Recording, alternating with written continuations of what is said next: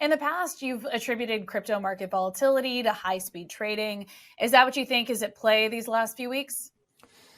I think that the volatility is driven by the immaturity of the asset class, and that means the lack of wash trading rules. You can buy it and sell it in the same hour and harvest a tax loss. I think that's fairly immature.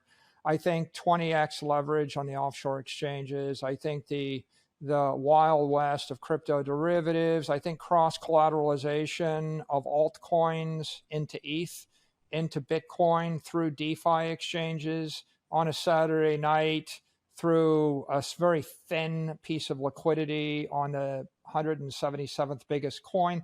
All of those things are a recipe for volatility. And then the uncertainty about the regulatory environment, because as regulation comes, it has an impact on all these different crypto systems, and they're all cross collateralized to each other. So I'd be surprised if there wasn't volatility. It comes with the territory. There are pros and cons.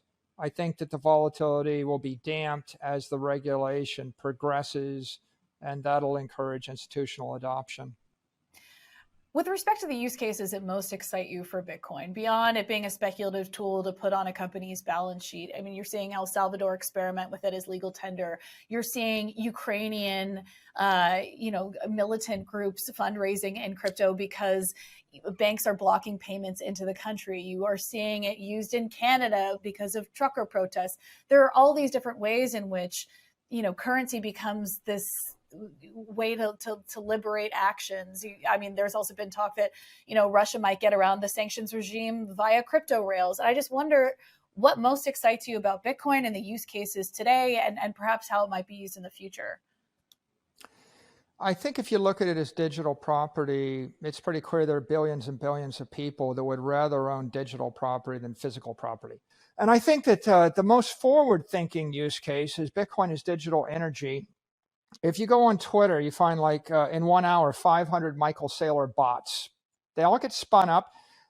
If you go on YouTube, there are about 500 to 1,000 Michael Saylor Bitcoin giveaway scams every week. We take them down every 15 minutes.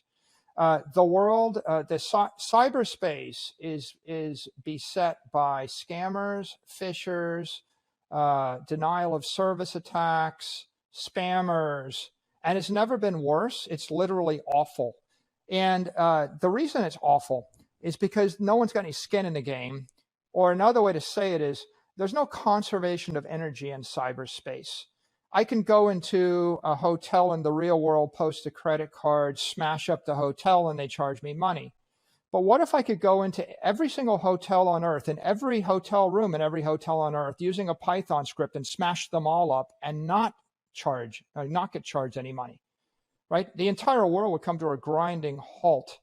And so that's the status quo on Facebook and YouTube and Twitter and Office 365 right now. And you're watching the front page of the paper. If you look at the Wall Street Journal today, massive amount of cyber attacks being launched on Ukraine right now. They're all denial of service attacks. Denial of service attacks is like when someone hits your website with 15 million requests in an hour.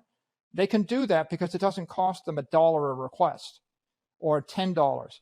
So if you want to solve the problem of cybersecurity and make cyberspace safe for children, and if you want to eliminate hostile cyber attacks, and if you want to clean up Twitter and YouTube and stop con men and phishing and scamming, the simple solution is let someone get an orange check mark next to their name if they post $10 worth of Satoshis.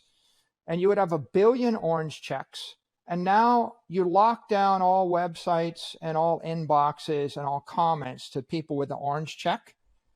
And of course, you would only have to post $10 once in your life, which is fine because you're not going to denial of service attack someone.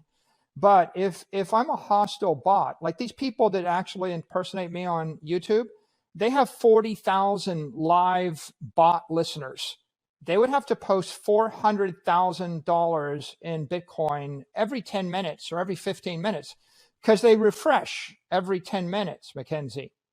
If you did that, it would cost you $40 million a day to launch that attack instead of nothing.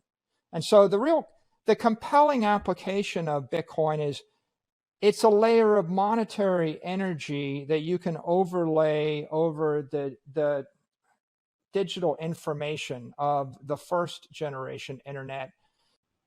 That's fascinating. And on the topic of Lightning, obviously that has enabled, payments to be a lot faster, a lot cheaper.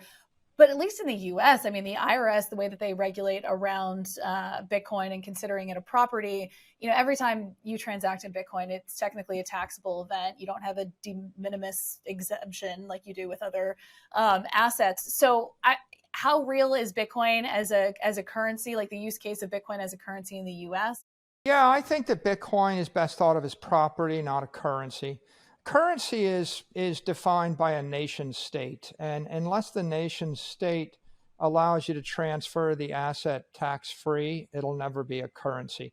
They may allow you to transfer de minimis amounts, right? If they gave you a $600 carve out, which was what I saw in the last bill circulating around the Senate, it would work for small use cases, but it will never be a competitor to a currency.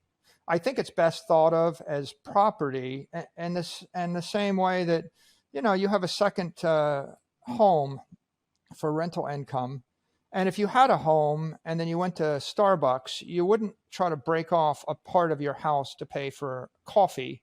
You would simply set up a credit line, a home equity line, or you put debt against your house. You would convert that into dollars, and then you would pay for your coffee with the dollars.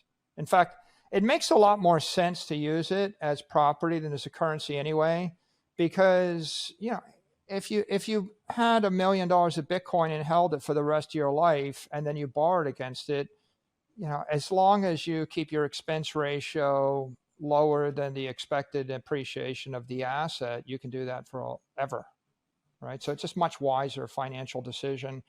Go short the currency, go long the property. And that's a time-tested investment strategy by pretty much every successful investor.